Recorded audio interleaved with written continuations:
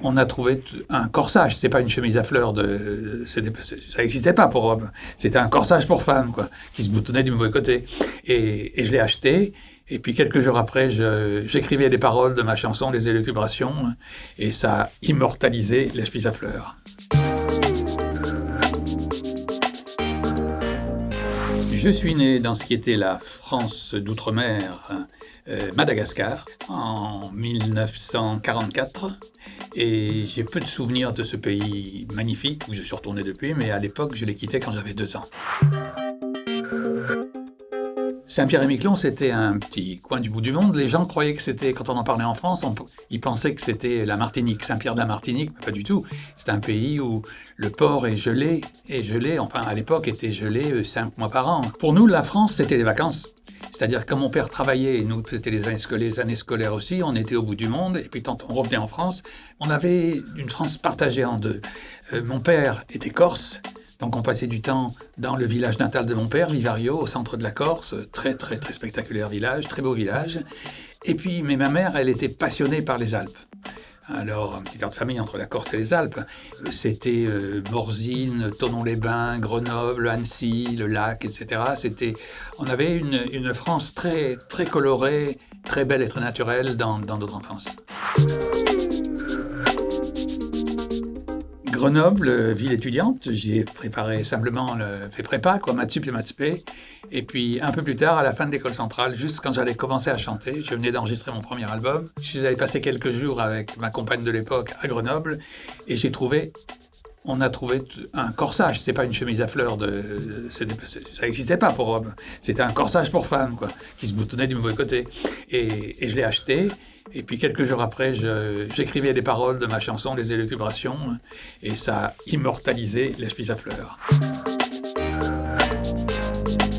Je vis aujourd'hui plutôt en Auvergne, parce qu'en attendant que les frontières du reste du monde s'ouvrent, eh bien, le bateau est resté bloqué en Australie. Des gens s'en occupent, mais il n'y a que l'œil du maître pour voir un petit peu ce qui se dégrade et ce qu'il faut réparer. Donc je repars pour l'Australie pour faire une période de travaux sur le bateau. J'ignorais tout de l'Auvergne, mais j'avais envie de campagne. À Saint-Pierre-et-Miquelon, au Cameroun, à Annecy, partout, on avait eu la chance de vivre dans la campagne, quoi.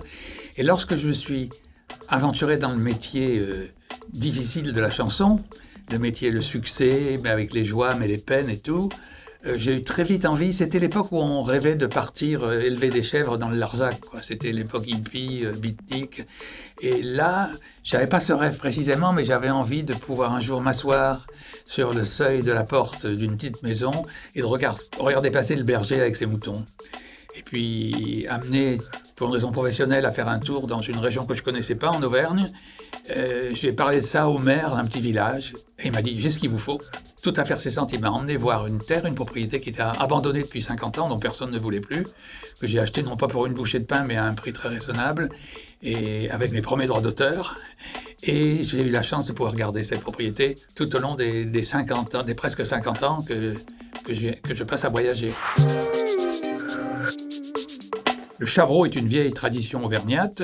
Après la potée, à la fin de l'assiette, quand il reste plus que du bouillon avec un petit peu des restes de légumes, par exemple, verser un verre de rouge, un petit verre de rouge, et puis ça se boit comme ça. Voilà, ça s'appelle faire chabreau.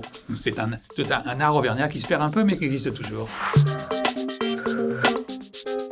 Chacune des îles de France est une merveille et une porte ouverte vers quelque chose. Je dis toujours, même si on n'avait pas le temps d'aller ou les moyens d'aller en Polynésie ou d'aller en Thaïlande ou au Fidji ou je sais où, prenez juste un ferry pour aller à Groix ou à Molène ou à Ouessant ou dans une de ces îles, ou en Corse bien sûr, ou aux îles de l'Érins.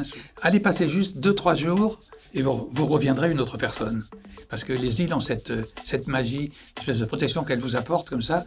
Et je pense que si j'aime l'endroit que j'ai choisi en Auvergne, qui est très loin de la mer, c'est parce que c'est également une île. C'est un océan de forêt avec au lointain la chaîne des puits et les vaches et des moutons qui passent par-ci par-là.